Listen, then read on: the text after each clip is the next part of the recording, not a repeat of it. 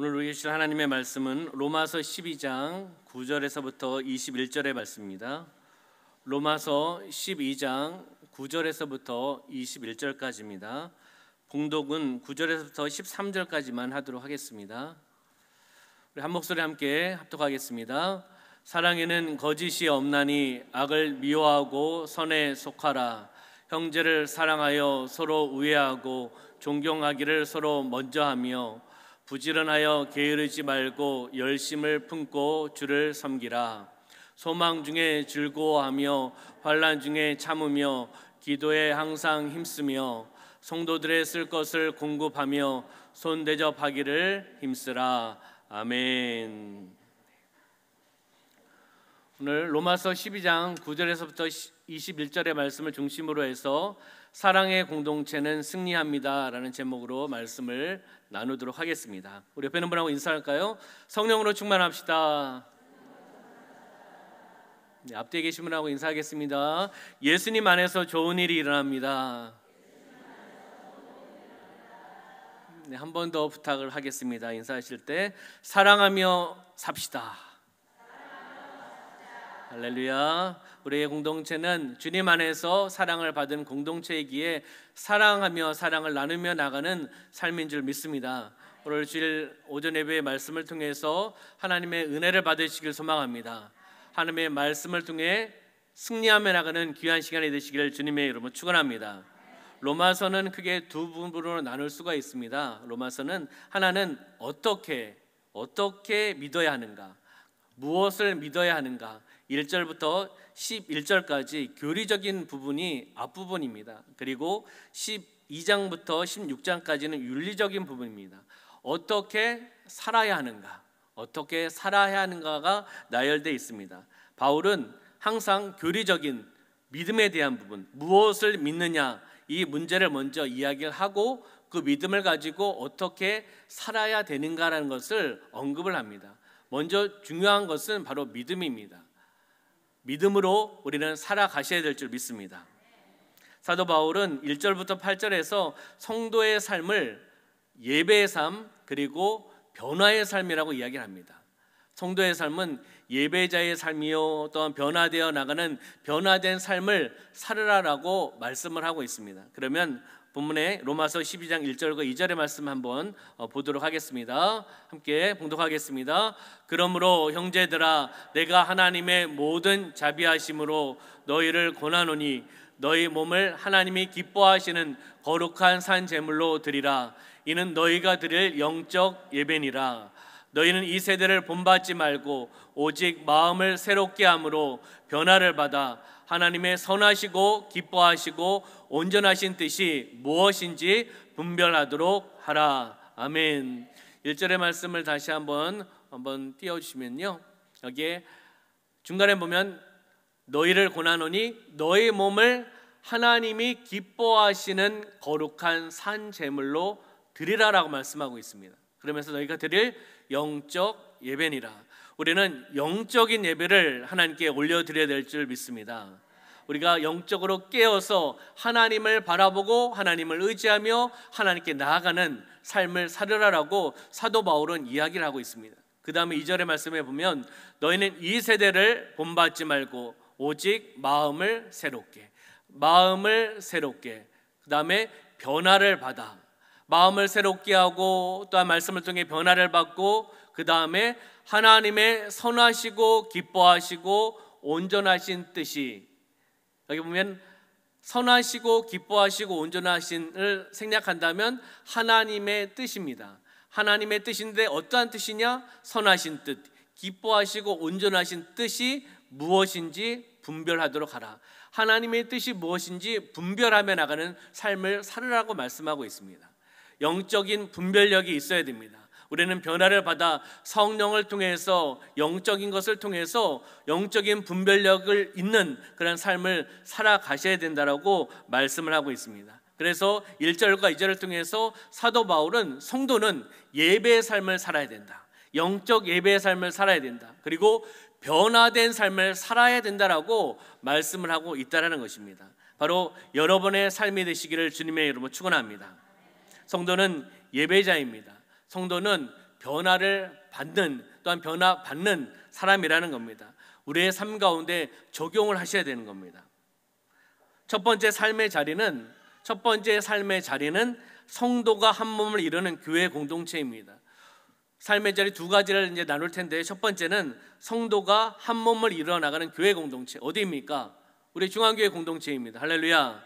우리의 공동체 안에서 우리는 어떻게 살아야 되는가라는 것을 오늘 사도 바울을 통해서 우리는 들어야 됩니다.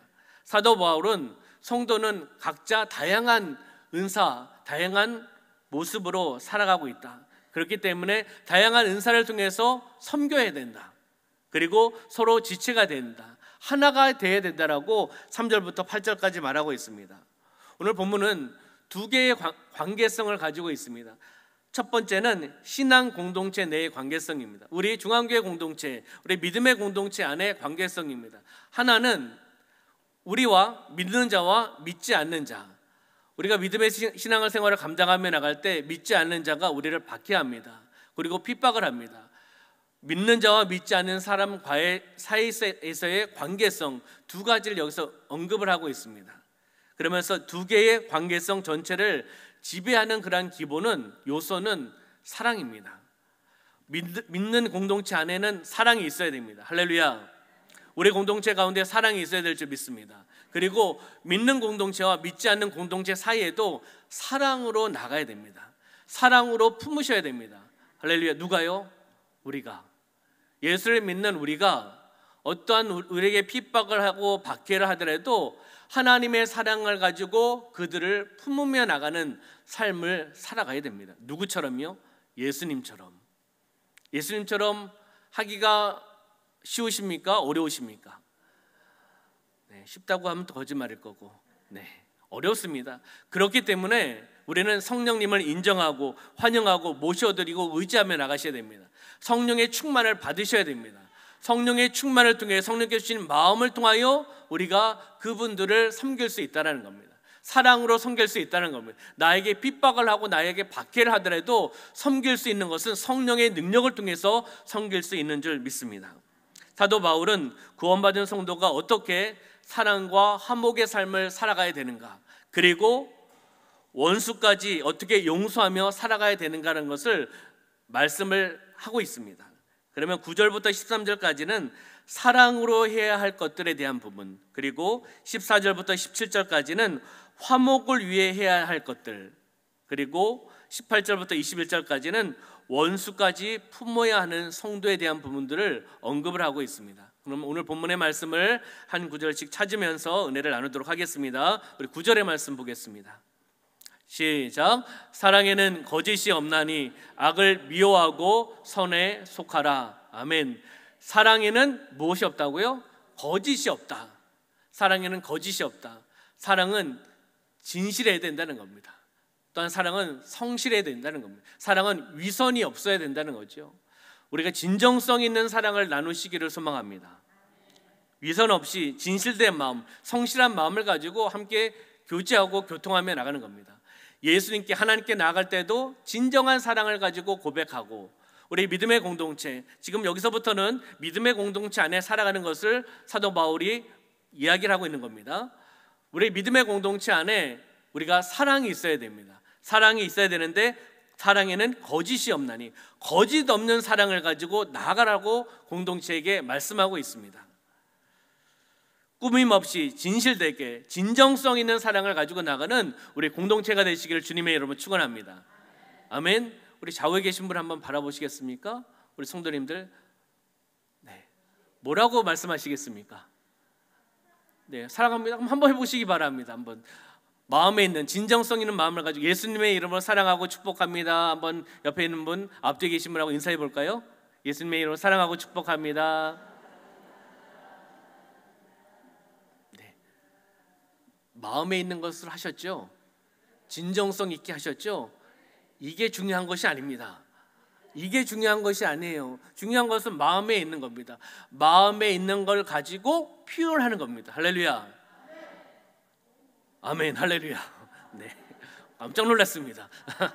네, 우리가 마음에 있는 것을 가지고 나누시는 그러한 사랑의 공동체가 되기를 소망합니다.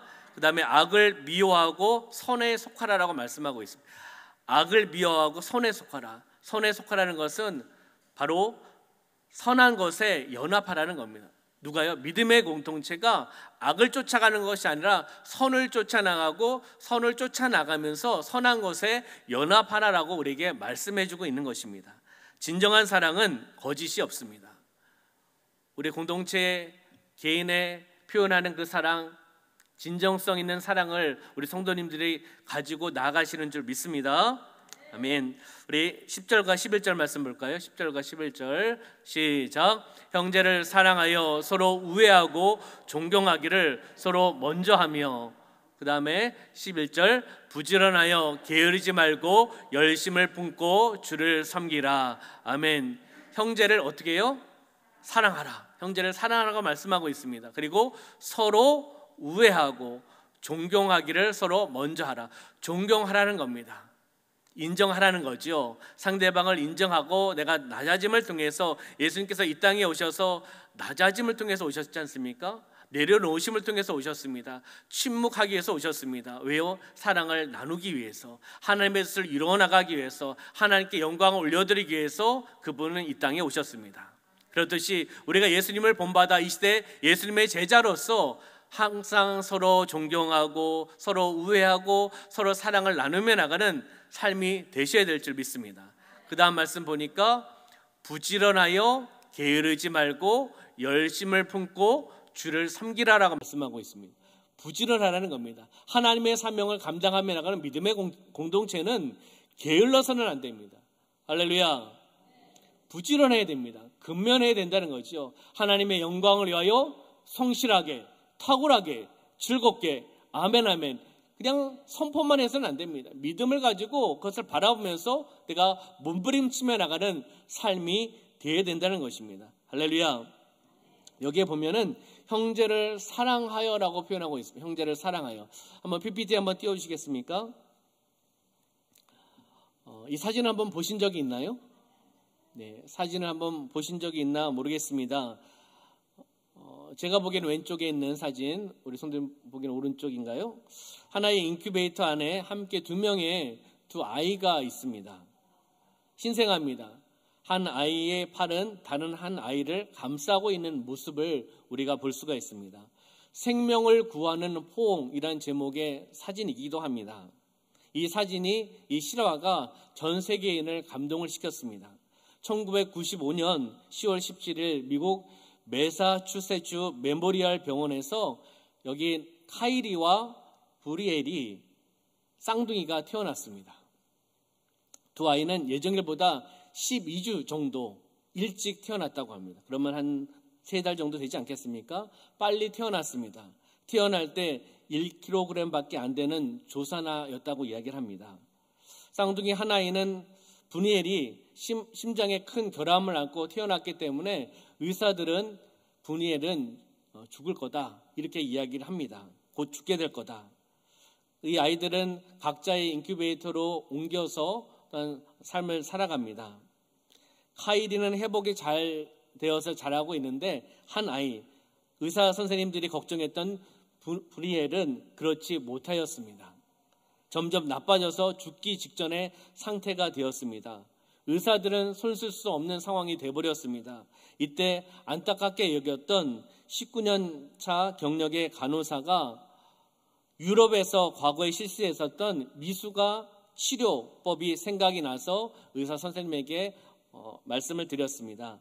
아픈 아기를 건강한 쌍둥이 아기의 인큐베이터 안에 함께 넣는 겁니다. 함께 넣었을 때 또 이렇게 치료되는 것을 그런 내용들을 본 적이 있어서 그렇게 제안을 했습니다. 그랬을 때 병원의 방침은 어긋난 일이기 때문에 그렇게 하지 못했습니다. 그렇지만은 담당 선생님이 허락을 해서 함께 이 두 아이가 한 인큐베이터 안에 들어가게 되었습니다. 그랬을 때 이 순간 놀라운 일이 일어난 겁니다. 갑자기 건강한 카이리가 연약한 브니엘을 팔로 감싸 안아주는 이러한 현상이 나타난 겁니다. 사진만 봐도 은혜가 되지 않겠습니까? 뱃속에 있을 때 함께 있었던 두 아니었겠습니까? 바로 분해를 감싸는 그런 상황 속에서 기적의 역사가 나타났습니다. 카이리의 손길이 닿고 얼마 후에 분이엘은 빠른 속도로 안정을 취하게 되었습니다. 그리고 맥박, 각종 생명 수치들이 급속히 정상 수치를 향해 움직이기 시작했다고 합니다. 분이엘은 살아났습니다. 이 이야기는 미국 전역에 전파되었습니다. 수많은 사람들에게 희망을 주었습니다. 이것이 바로 기적의 포옹이라고도 이야기를 합니다. 인간의 의술로 그리고 분해를 살 수 없는 그러한 상황이었지만은 바로 한 인큐베이터 안에 쌍둥이가 함께 있으면서 언니가 동생을 껴안고 있을 때, 안고 있을 때, 사랑의 터치를 했을 때 기적의 역사가 나타난 겁니다. 사랑으로 안아주는 그 포옹이, 그 사랑이 기적을 일으킨 거 아니겠습니까? 그래서 이렇게 성장되어 있는 옆에 있는 사진을 보게 된 겁니다. 1995년 출생했기 때문에 지금은 한 26, 27 정도 됐겠네요. 우리는 이 사진을 보면서 다시 한번 우리가 한번 돌이켜 보았으면 좋겠습니다. 사랑의 터치는 사람을 살립니다. 할렐루야. 진정성 있는 말 한마디, 진정성 있는 터치, 진정성 있는 손잡음, 진정성 있는 격려가 사람을 살릴 수 있다는 것입니다. 눈을 마주치는 것도 터치입니다. 어떻게 눈을 마주치느냐, 사랑을 가지고 마주치느냐, 그렇지 않느냐에 따라서 다르다는 거죠. 마음에 있는 사랑을 가지고 눈을 표현을 해서 그 상대방을 바라보는 것, 눈으로 사랑을 표현하며 나갔을 때 그것도 사랑의 터치라는 겁니다. 손을 잡아주고 또 어깨를 두드려주고 함께 동성이면 안아주고, 이성이 안아주시면 안 됩니다. 함께 안아주고 이랬을 때 하나님께서 놀라운 일들을 일단은 벌여주실 줄 믿습니다. 사랑의 터치는 우리를 살게 합니다. 친밀한 사랑을 통해 나아갈 수 있다는 것이죠. 저는 아버지께서 별사하셨을 때 장례식장에서 순복음 춘천교회 장로님이 오셨었습니다. 한 장로님께서 저에게 다가오시더니만 한번 이렇게 안아주셨습니다. 아무 이야기도 안 하시고 사랑합니다, 격려하고 어려운 상황 속에서 힘드시죠? 이런 얘기 한마디도 안 하시고 오셔가지고 저를 이렇게 안아주셨습니다. 안아주셨을 때 제 마음이 또 뭉클했습니다. 아무 말씀도 안 하셨는데 그 사랑의 포옹을 통해서 제 마음이 뭉클하고 또 힘을 얻고 또 다시금 맡겨진 그 장래 일들을 마칠 수가 있었습니다. 어려울 때 힘이 되어주셨던 한 장로님, 아직도 저는 마음속에는 그 감사한 마음을 가지고 있습니다.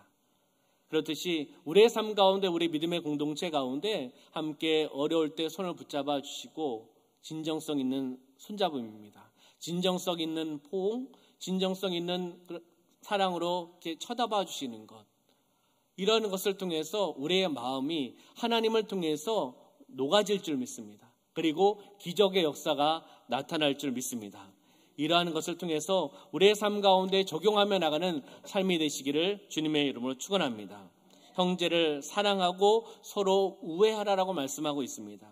그리고 존경하기를 서로 먼저 하라라고 말씀하고 있습니다. 존경하는 것은 상대방을 인정하는 겁니다. 상대방을 사랑하며 나가는 것입니다. 우리 좌우에 계신 분 다시 한번 바라보시면서 당신은 소중한 사람입니다, 이렇게 한번 인사해 보실까요? 네. 소중하신 분들이 모여 계신 거예요. 하나님의 형상대로 창조하셔서 우리가 여기에 모여 있는 겁니다. 그렇기 때문에 하나님의 형상대로 창조되신 하나님의 형상들이 여기에 모여서 또 우리가 함께 예배를 드리며 나가는 것입니다. 그렇기 때문에 소중한 분들입니다. 할렐루야. 함께 존경하고 함께 사랑을 나누며 나가는 삶이 되시기를 소망합니다. 여기에 게으르지 말고라는 단어가 나오고 있는데요, 우리는 게으르지 말아야 돼요. 하나님의 사명을 감당할 때 마음에 근심이 있을 수도 있습니다. 걱정이 있을 수도 있습니다. 어떤 부끄러움이 있을 수도 있습니다. 걱정 내려놔야 되고 근심 내려놔야 되고요. 부끄러움 때문에 걱정, 근심 부여잡고 나가지 못하면 안 된다는 거죠. 게을러서는 안 된다는 겁니다. 우리는 한 발 한 발 나가야 됩니다. 전진하며 나가는 삶을 사셔야 된다라고 사도 바울은 우리에게 말씀해 주고 있습니다. 열심을 품으라는 겁니다. 믿음의 열정을 가지고 나가야 됩니다. 믿음의 공동체는 하나님의 사명이 있기 때문에 믿음의 열정을 가지고 나가야 됩니다. 나의 힘으로는 감당할 수 없습니다. 그렇기 때문에 우리는 성령의 능력을 통해 나아가야 됩니다. 성령의 충만을 받으시길 소망합니다. 매일매일 삶 가운데 성령의 기름 부으심을 받으시고 성령의 충만함을 받으시고 성령의 능력이 흘러나가서 우리를 통해서 하나님이 역사하실 것을 바라보며 나가는 삶이 되셔야 된다는 겁니다. 열심을 품고 주를 섬기라라고 말씀합니다. 세상을 섬기는 것이 아니라 주님을 섬기며 나가는 삶을 살으라고 우리에게 말씀하고 있습니다.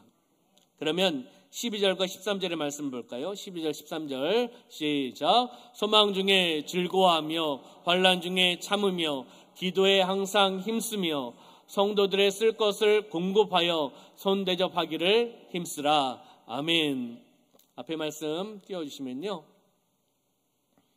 소망 중에 어떻게 해요? 즐거워하라. 소망 중에 오직 예수 그리스도를 바라보면서 예수 그리스도께서 주시는 그 구원의 소망을 바라보며 우리는 소망 중에 즐거워야 됩니다. 아멘. 즐거워하며 나가는 삶을 살아야 된다는 거죠. 환난 중에 참아야 된다는 겁니다. 어려움 속에 참고 인내해야 된다는 것이죠. 인내해야 된다는 것입니다. 참으며 기도에 항상 힘쓰며, 기도에 항상 힘쓰라는 것은 한 번 기도가 아니라 계속적으로 반복적으로 하나님 앞에 기도하며 나가라는 겁니다.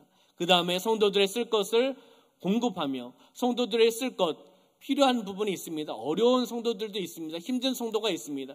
영적으로 힘든 성도도 있고 또 여러 가지 환경적인 어려운 성도들이 있습니다. 우리는 찾아야 됩니다. 하나님께 주신 마음을 통해서 그 성도에게 가셔야 됩니다.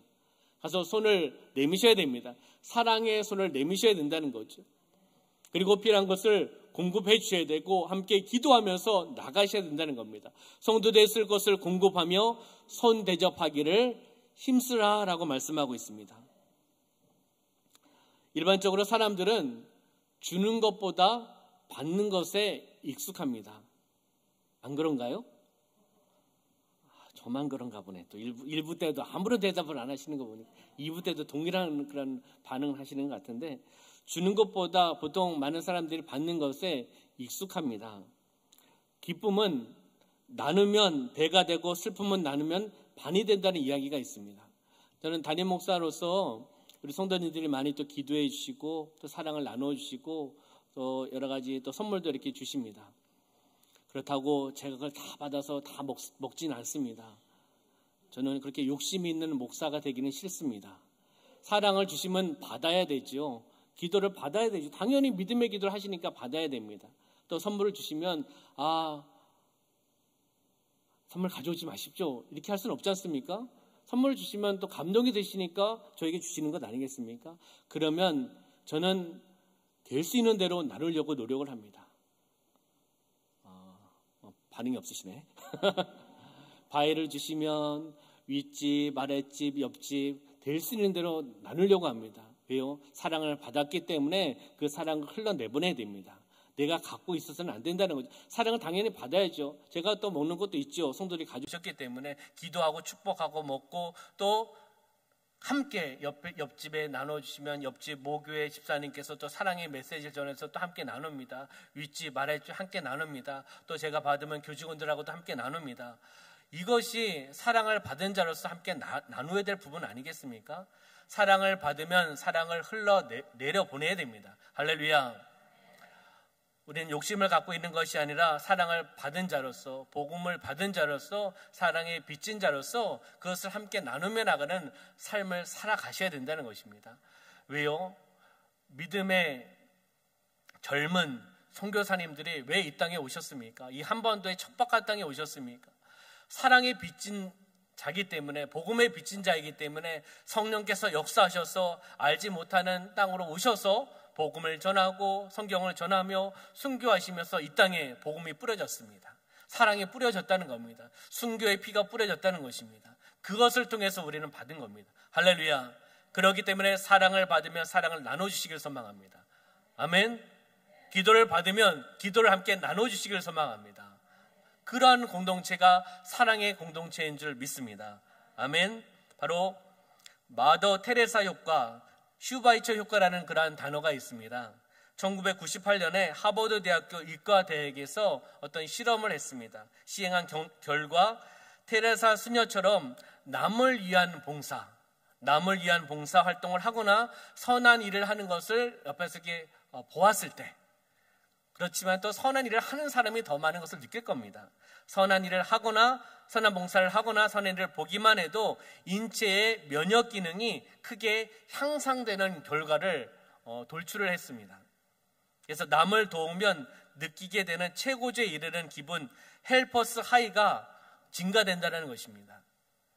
남을 돕는 봉사를 통해서 난 뒤 모든 경우에 있어서 심리적인 포만감, 그 하이가 상태가 며칠 또는 몇 주 동안 지속된다라고 이야기를 합니다. 그래서 의학적으로는 혈압과 콜레스테롤 수치가 현저히 낮아진다는 겁니다. 무엇을 통해서요? 나눔을 통해서 선한 일들을 감당하며 나갈 때, 사랑을 나눌 때입니다. 혈압과 콜레스테롤 수치가 현저히 낮아지고 엔돌핀의 정상치의 3배 이상 분비게 되어서 몸과 마음의 활력이 넘친다는 결과가 나왔습니다. 이것이 마더 테레사 효과, 슈바이처 효과라고 이야기를 합니다. 무엇입니까? 나눔은 남을 위한 것이기도 하지만 나를 위한 것입니다. 할렐루야. 함께 나누셔서, 사랑을 나누셔서 믿음으로 또 성장되어 나가시고, 믿음으로 승리하시고, 그리고 건강도 회복되어 나가는 그런 역사함이 나타나기를 주님의 이름으로 축원합니다. 아멘. 구원받은 성도의 믿음은 행해야 된다는 겁니다. 행하며 나가는 구원의 믿음과 행하지 않는 그런 믿음이 아니라, 구원받은 사람으로서 믿음과 행동은 같이 일치가 되어야 되는 겁니다. 행하며 나가는 믿음의 삶이 되시기를 주님의 이름으로 축원합니다. 분리되어서는 안 된다는 거죠. 우리가 섬겨야 될 사람이 누구인가, 그리고 우리가 사랑을 나눠야 될 사람이 누구인가, 우리가 함께 기도하면서 하나님께서 주신 마음을 가지고 그분에게 한 걸음 한 걸음 다가가시기를 부탁을 드리겠습니다. 여기까지는 사도 바울이 신앙 공동체에서 믿음의 공동체가 살아가야 될 부분에 대한 부분들을 언급을 하고 있습니다. 두 번째는 신앙 공동체 밖에 있는 사람들과의 관계입니다. 믿음의 공동체가 신앙 공동체 밖에 있는 믿지 않은 사람들, 그리고 나를 핍박하고 나를 편애하고 나에게 탄압하는 사람들과의 관계성입니다. 그러나 이렇게 보기도 하지만 넓게 보면은 다 사실 같이 봐야 됩니다. 그랬을 때 사도 바울은 14절 통해서 그들을 저주하지 말라, 나를 핍박하고 박해하는 사람들을 저주하지 말라, 그리고 악으로 악을 갚지 말라, 17절의 말씀에 말씀하고 있습니다. 그리고 19절에 원수를 갚지 말라라고 말씀하고 있습니다. 21절에는 악에게 지지 말라라고 말씀하고 있습니다. 나를 핍박하고 나를 박해하는 사람들과의 관계 속에서 그렇게 살으라고 말씀하고 있는 겁니다. 우리 14절의 말씀을 볼까요? 14절 시작. 너희를 박해하는 자를 축복하라. 축복하고 저주하지 말라. 아멘. 너희를 박해하는 자를 축복하라. 쉬우십니까? 어려우십니까? 어렵습니다. 박해하는 자를 축복하라. 축복하고 저주하지 말라. 박해하는 자를 저주하는 것이 쉬울 것 같은데 축복하는 건 참 어려울 것 같습니다. 인간적으로 봤을 때, 육적으로 봤을 때. 그러나 그렇게 하지 말라라는 겁니다. 나를 박해하는, 나를 핍박하는 자를 축복하라는 겁니다. 나의 힘으로는 할 수가 없습니다. 그렇지 않습니까? 나에게 핍박하고 나에게 불이익을 하고 나에게 욕을 하고 나에게 핍박을 가하는데 그 사람을 바라보면서 사랑하고 칭찬하고 격려하고 축복하라라고 이야기를 하면 우리가 얼마나 순종하고 따라갈 수 있겠습니까? 나의 힘으로는 할 수가 없습니다. 그러나 성령의 능력을 통해 할 수 있다는 겁니다. 성령께서 나를 만져주시고 성령께서 나를 만져주시고 온몸을 사로잡아 주시고 성령께서 감동을 해주시면 나를 핍박하는 자에게 다가갈 수 있습니다. 내 힘으로 하는 거 아니지 않습니까? 내 생각을 하는 거 아니지 않습니까? 성령께서 감동을 주시고 성령께서 이끌어 가시기 때문에 거기에 순종하면서 나가는 것입니다. 할렐루야. 인간적으로 하기 쉽지는 않지만 우리 성령의 능력을 통해 감당하며 나가는 여러분의 삶이 되시기를 주님의 이름으로 축원합니다. 육적인 것으로 간다면 싸울 수밖에 없습니다. 부딪힐 수밖에 없죠. 6이 싸우면 부딪힐 수밖에 없지 않습니까? 우리가 영적으로 충만해서 영적인 말씀을 통해서 순종하고 나를 핍박하는 자에게 다가가 먼저 손을 내미는, 사랑의 터치를 하는, 한번 안아주는, 이랬을 때 성령께서 역사하여 주실 줄 믿습니다. 저는 새벽기도 때 잠깐 간증한 적이 있는데 제가 교회성장연구소를 한 7년 정도 섬긴 적이 있습니다. 계약직 연구원으로 들어갔다가 이제 정식으로 되고 이렇게 해서 뭐 팀장, 부장, 국장 해서 어떻게 보면 소장님 밑에까지 승진이 되었습니다. 뭐 제 자랑을 하려고 하는 것이 아니라 이야기를 꺼내야 되기 때문에 얘기를 한 겁니다. 저를 인도한 선배가 있었습니다. 신대원의 MDB, THM 선교학 함께 선배가 있었는데 그 선배를 통해서 하나님께서 역사하셔서 연구소에 들어갈 수 있게 하나님께서 은혜를 베풀어 주셨습니다. 같은 팀이었습니다. 들어갔을 때 교회 컨설팅 팀으로 팀장이고 전 팀원이었습니다. 함께 사명을 감당했습니다. 그러면서 제가 본부장님이 행정팀으로 가서 섬기고 나중에 연구팀으로 왔으면 좋겠다라고 해서 순종하면서 행정팀으로 갔습니다. 행정팀장이 되었습니다. 시간이 지나가면서 총무국을 맡게 되었습니다. 국장이 되었습니다. 그리고 교육국장도 겸하게 되었습니다. 선배는 출판국장이었습니다. 연구개발 쪽에 사명을 감당하는 국장이었습니다. 어떻게 보면 처음에는 선의의 경쟁이었는데 시간이 지나갈수록 파워의 경쟁이 돼버렸습니다. 육적인 경쟁이 돼버렸습니다. 저는 그렇게 생각하지 않았는데 선배의 입장에서 봤을 때는 그랬던 것 같습니다. 저는 상대방의 입장을 고려하지 않는 그런 사람은 아니었습니다. 그러나 시간이 지나갈수록 사역을 하면서 점점 분쟁이 있고 어떤 균열도 있었습니다. 연구원들이 한 많을 때는 30명까지 되었습니다. 리더들이 약간의 이런 균열적인 부분, 부딪히는 부분, 영적인 부딪힘이 있다 보니까 좀 어려운 부분들이 있었습니다. 그랬을 때 저는 인간적인 마음이 더 있었죠. 그때는 30대였습니다.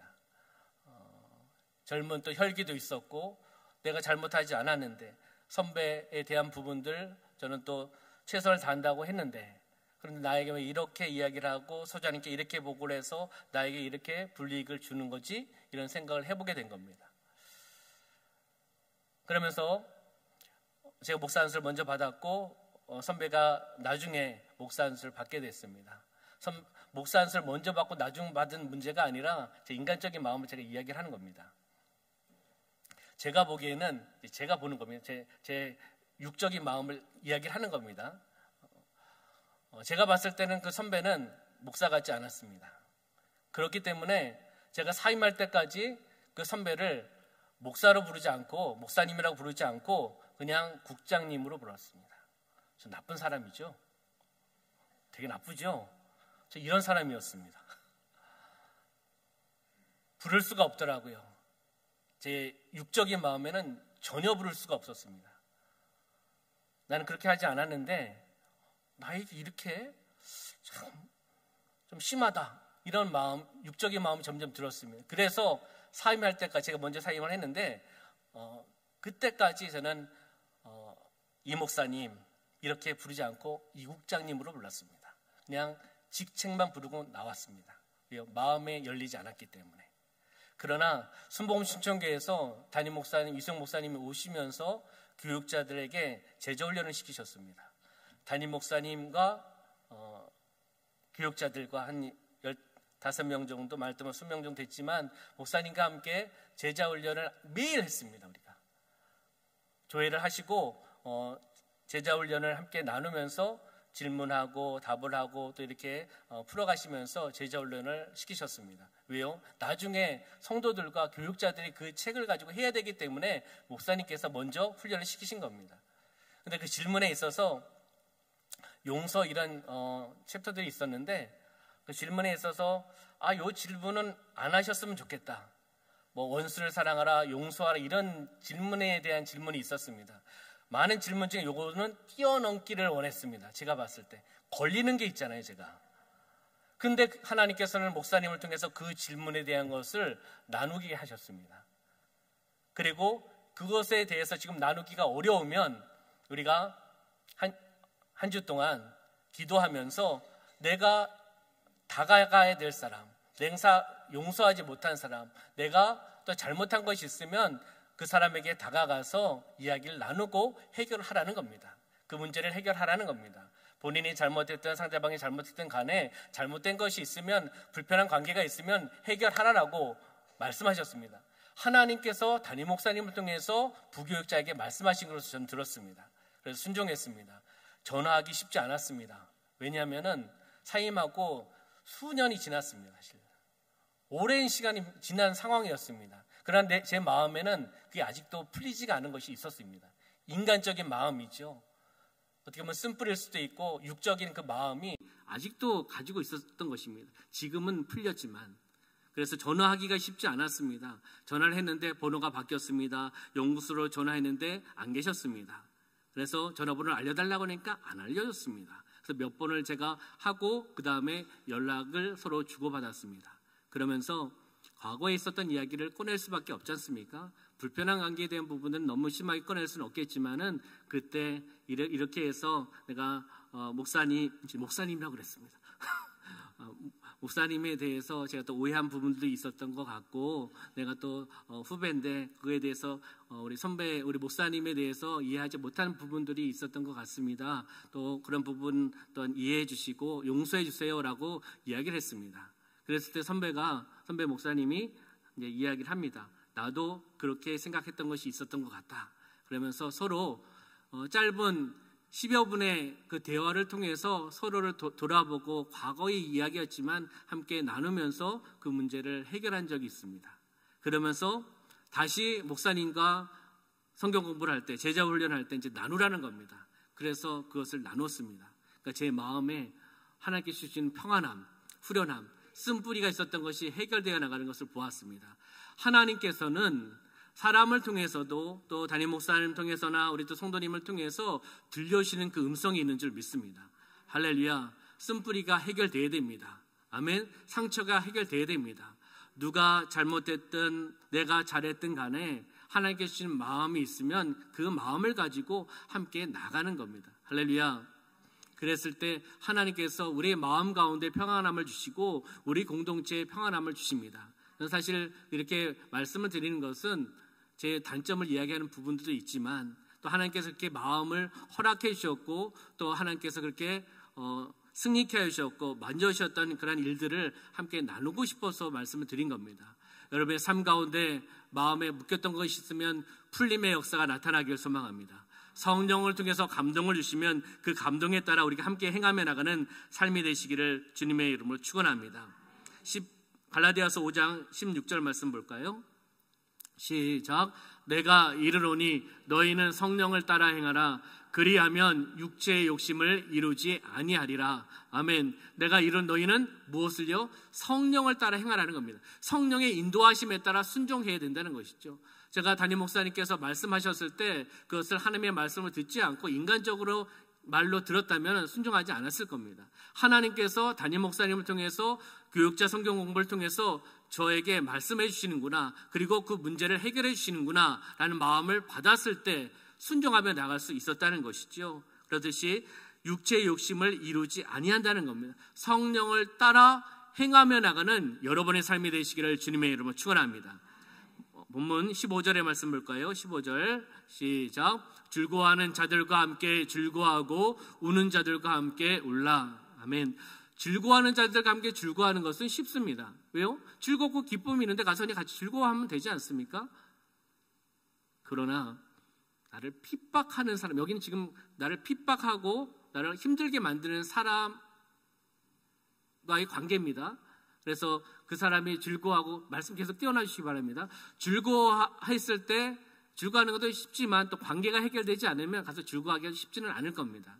그 다음에 뭐라고 말씀하고 있죠? 우는 자들과 함께 울라라고 말씀하고 있습니다. 우는 자들과 함께 울라.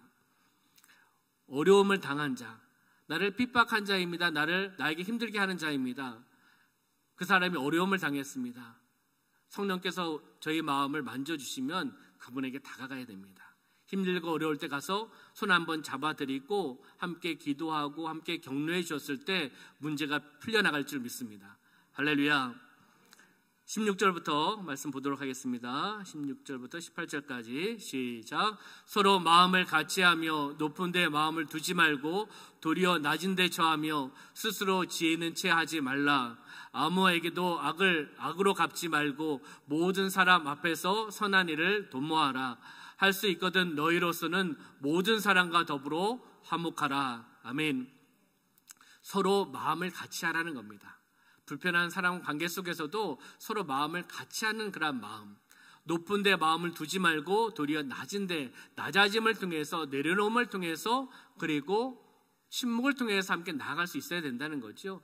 낮은 데 처하라는 거죠. 예수님께서 이 땅에 오셔서 낮은 곳에 처하셨던 것처럼 우리가 그렇게 살아가야 된다는 겁니다. 스스로 지혜 있는 채 하지 말라.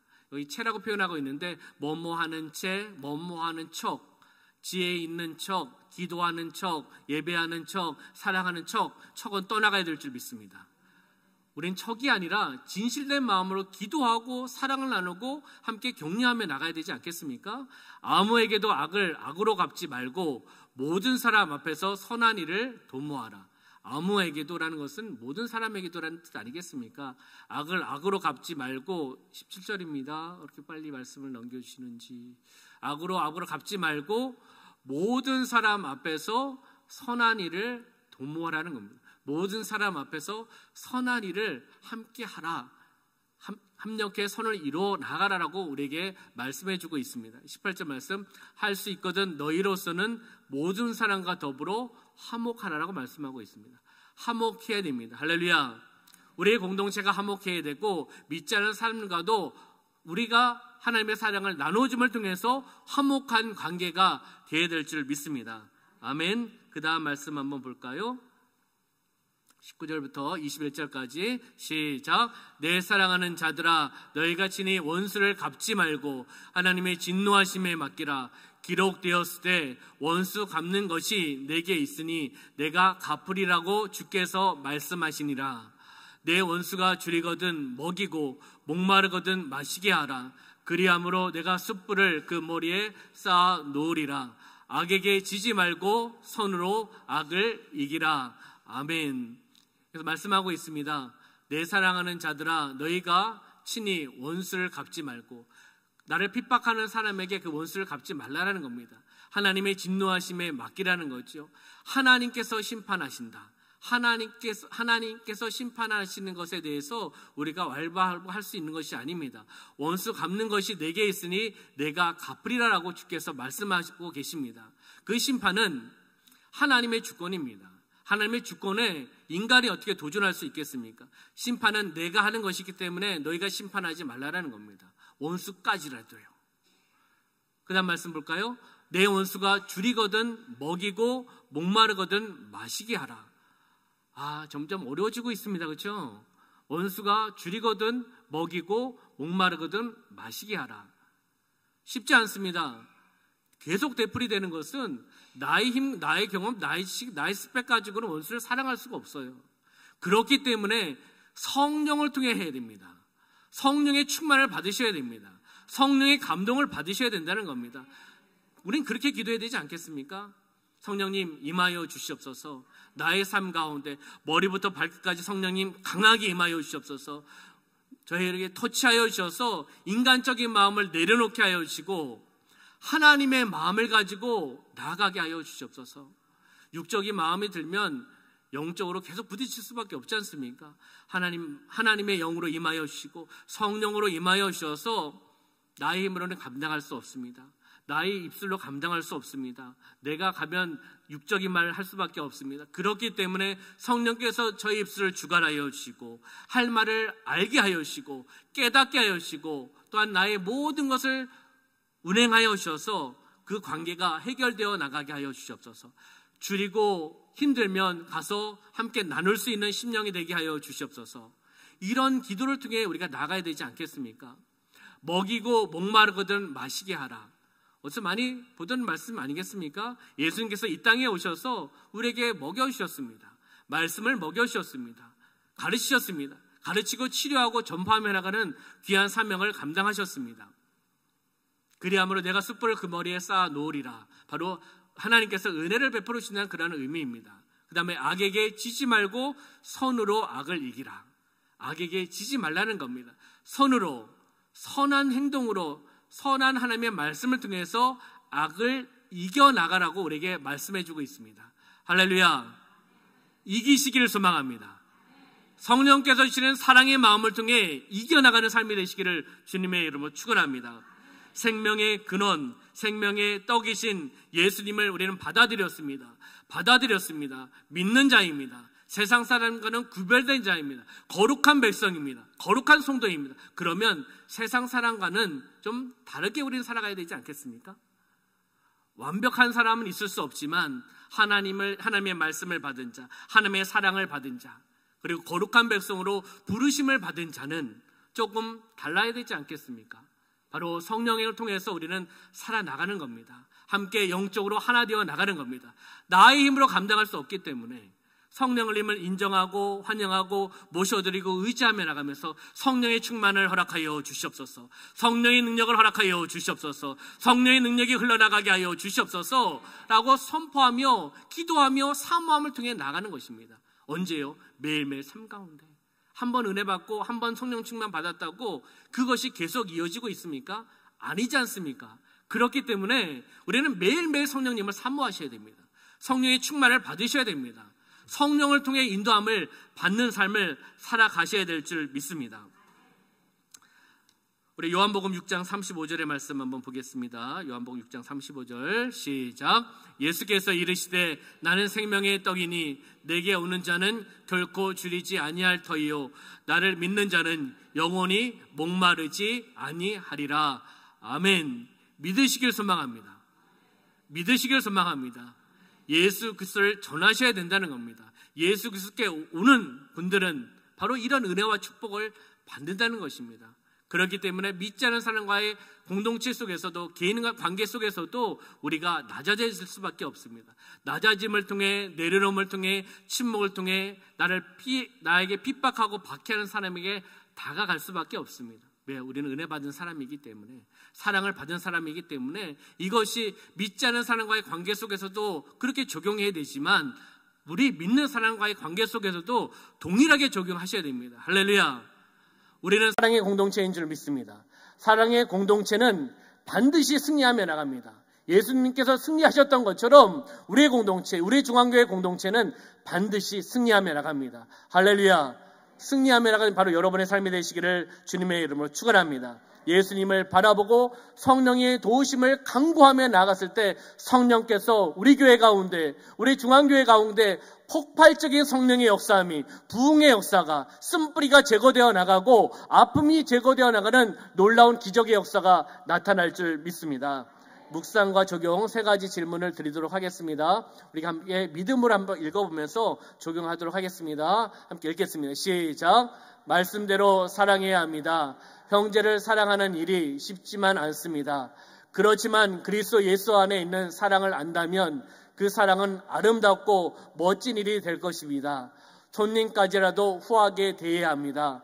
나는 이러한 사랑을 몸소 실천하고 있습니까? 내 삶 가운데 적용하시라는 겁니다. 두 번째는요. 두 번째 넘겨주시겠습니까? 네, 안 넘겨주시면 제가 읽겠습니다. 시작. 나는 성도들을 그리스도의 몸을 이루는 구성원으로 영적인 가족으로 소중히 여깁니까? 혹시 성도의 교제나 돌봄을 귀찮고 불편한 것으로 여기진 않습니까? 우리는 주님의 보혈을 통해서 묶여있는 하나의 가족 공동체입니다. 아멘. 우리는 하나님께서 모아주신 공동체입니다. 중앙교회 공동체로 모아주셨습니다. 주님의 핏값으로 세우시는 공동체로 모아주셨습니다. 영적인 가족으로 우리를 모아주셨기 때문에 우리는 소중히 여기셔야 됩니다. 성도와 성도의 관계 속에서 소중히 여기고 성도와 또한 불신자의 관계 속에서도 서로 소중히 여기며 나가는 삶을 살으라고 이렇게 말씀해주고 있습니다. 세 번째, 시작. 원수 사랑은 그리스도인이라면 당연히 해야 합니다.